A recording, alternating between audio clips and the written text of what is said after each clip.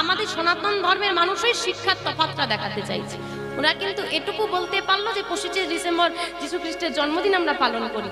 আচ্ছা, আমরা সনাতন ধর্মের মানুষ, যীশু খ্রিস্ট কোন ধর্মের ভগবান? খ্রিস্ট ধর্ম। আমরা সনাতন ধর্মের মানুষ, আমাদের সনাতন ধর্মের মানুষ ওই কলিযুগে আমাদের ভগবানটাকে,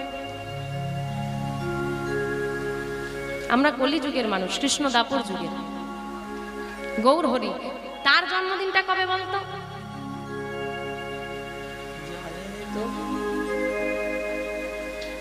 তার মানে কি তার বাবা মা পালন করে যীশু খ্রিস্টের জন্মদিন, সনাতন ধর্মের মানুষ হয়ে সনাতন ধর্মীয় অনুষ্ঠান কিন্তু পালন করে না, তাই বাচ্চারা শেখেনি।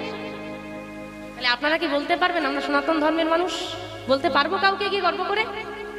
অথচ দেখে আসুন, আপনি যে খ্রিস্টানদের যীশু খ্রিস্টের জন্মদিন দিয়ে টানাটানি করছেন, যেটা পালন করছেন, আনন্দ করছেন, তারা কিন্তু দেশ ত্যাগ করে আমাদের ভারতবর্ষ